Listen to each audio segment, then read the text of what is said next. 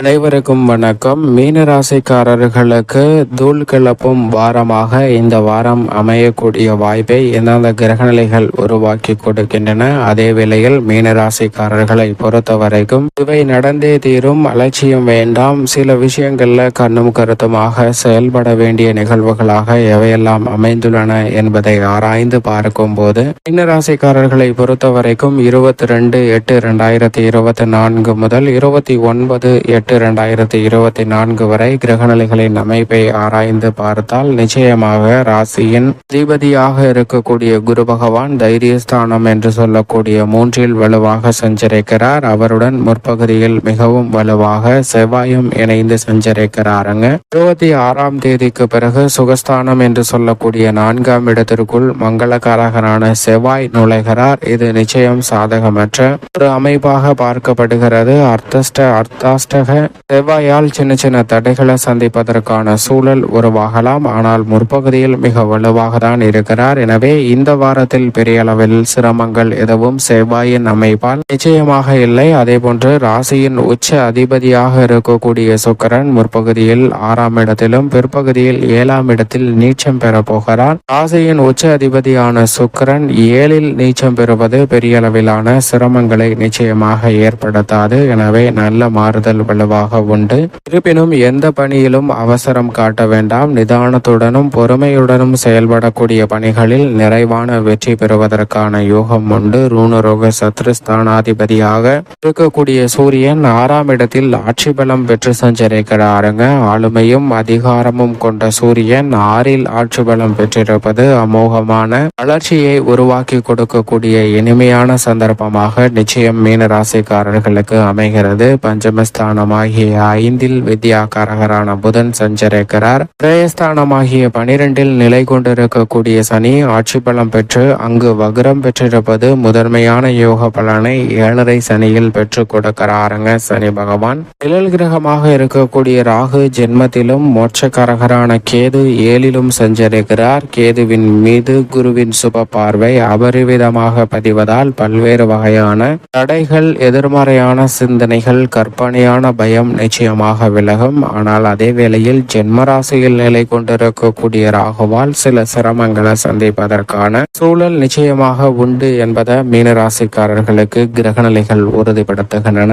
இப்படி நவ கிரகநிலைகளின் அமைப்பும் இந்த வாரத்தில் இருக்க குடும்ப சூழ்நிலையை பொறுத்த வரைக்கும் மிகவும் வலுவாக இந்த தருணத்தில் மீனராசிக்காரர்களுக்கு பல கிரகநிலைகள் சாதகமாக வலம் வருகின்றன. அதிலும் குறிப்பாக 6இல் ஆட்சி பலம் பெற்றிருக்கக்கூடிய சூரியன், சுக்கிரன், செவ்வாய் போன்ற பெருவாரியான கிரகநிலைகளின் அமைப்பு மிகவும் சாதகமாக இருக்கிறது. எனவே இந்த தருணத்தில் வரவை விட செலவுகள் அதிகரித்தாலும் கூட அந்த வீண் விரய செலவுகளை கட்டுப்படுத்துவதற்கான நல்ல வாய்ப்பும் சந்தர்ப்பமும் நிச்சயமாக உண்டு. ஏனென்றால் விரயத்தில் சஞ்சரிக்கக்கூடிய சனியும் வக்ரம் பெற்றிருக்கிறார். எனவே பல்வேறு வகையில சந்தித்து வரக்கூடிய வீண் விரய செலவுகளை நிச்சயமாக கட்டுப்படுத்துவதோடு மட்டுமல்லாது நீங்கள் திட்டமிட்ட காரியங்களை நுணுக்கமாக செயல்து முடிப்பதற்கான யோகமும் இந்த தருணத்தில் நிச்சயமாக உண்டு என்பதை திட்டவட்டமாக கிரகநிலைகள் உறுதிப்படுத்துகின்றன. அதோடு மட்டுமல்லாது இந்த வேளையில் வீண் விரய செலவுகளை தவிர்ப்பதோடு மட்டுமல்லாது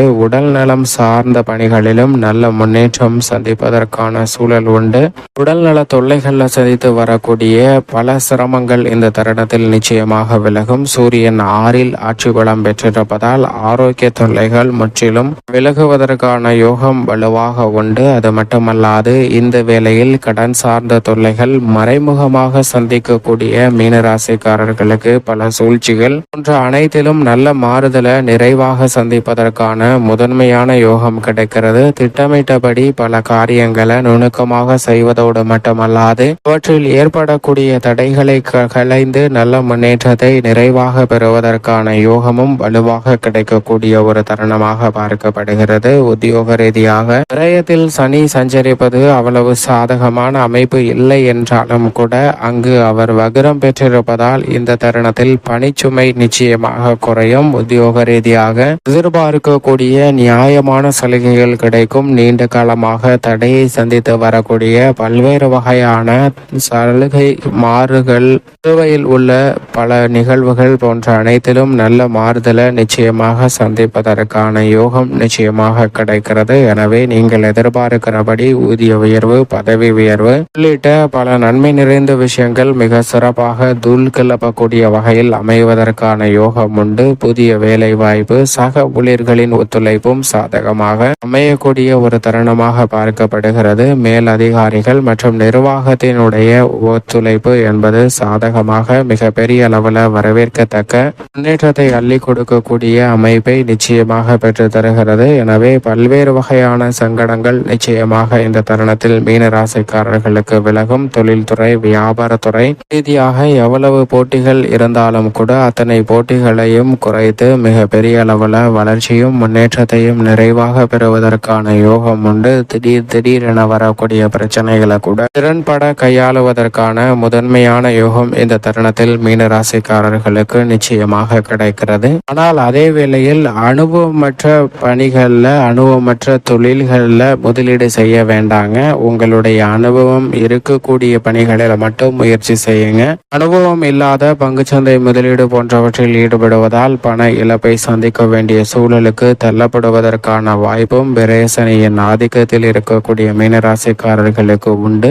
எனவே இந்த வேளையில் அதிக கவனத்துடனும் விழிப்புணர்வுடனும் செயல்படுவது உங்கள் கையில் தான் உள்ளது என்பதை கிரகநிலைகள் தெல்ல தெளிவாக எடுத்து காட்டுகிறது. கலைத்துறையின் நாயகனாக இருக்கக்கூடிய சுக்கிரன் நீச்சம் பெற்றாலும் கூட எதிர்பார்ப்புகளை பூர்த்தி செய்யக்கூடிய 7ஆம் இடத்தில் அமர்கிறார். எனவே இந்த தருணத்தில் வருமானம் குறைவில்லாமல் கிடைக்கக்கூடிய வகையில் பார்த்து கொள்கிறார். நீங்கள் எதிர்பார்க்கக்கூடிய புதிய வாய்ப்புகள் வருமானத்தை உருவாக்கி கொடுப்பதோடு பல்வேறு வகையான கடன் சார்ந்த தொல்லைகளிலிருந்து வெளிவருவதற்கான நல்ல வாய்ப்புகளையும் உருவாக்கி கொடுக்கிறது.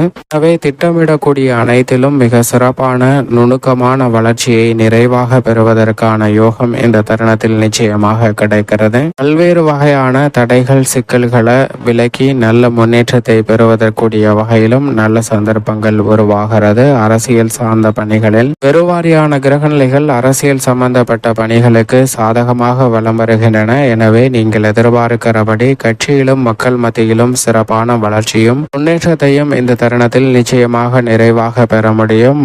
எதிர்பார்ப்பதை விட பல சிக்கல்கள் விரைவாக தீர்வு காணப்படுவதற்கான யோகம் நிச்சயமாக இந்த தருணத்தில் உண்டு. அது மட்டுமல்லாது மிக முக்கிய முடிவுகளை விரைவில் மேற்கொள்வதால் எதிர்வரக்கூடிய பணிகளை திறன்பட செய்வதோடு மட்டுமல்லாது எதிர்வரக்கூடிய தேர்தல்களிலும் பிரம்மாண்டமான வெற்றி வாய்ப்பை பதிப்பதற்கான யோகம் இந்த தருணத்தில் வலுவாக கிடைக்கிறது. மாணவ மாணவரின் கல்வி சார்ந்த பணிகளில் வித்யாகாரகரான புதன் சாதகமாக வலம் வருகிறார். எனவே கல்வியில் நல்ல வளர்ச்சி உண்டு. மாணவர்கள் இந்த தருணத்தில் பல்வேறு வகையில நுணுக்கமான பல கலைகளை கற்றுக்கொள்ளக்கூடிய யோகம் வலுவாக கிடைக்கிறது. விவசாயத்துறையின் அதிபதியான செவ்வாய் சாதகமாக இருப்பதால் எதிர்பார்ப்பதற்குரிய அனைத்து விதமான பணிகளையும் கனக்கச்சிதமாக செய்து முடிக்கலாம். முன்கூட்டியே அனைத்தையும் திட்டமிடக்கூடிய யோகம் உண்டு. விரயங்களை கட்டுப்படுத்தக்கூடிய வாய்ப்பு வலுவாக கிடைக்கிறது.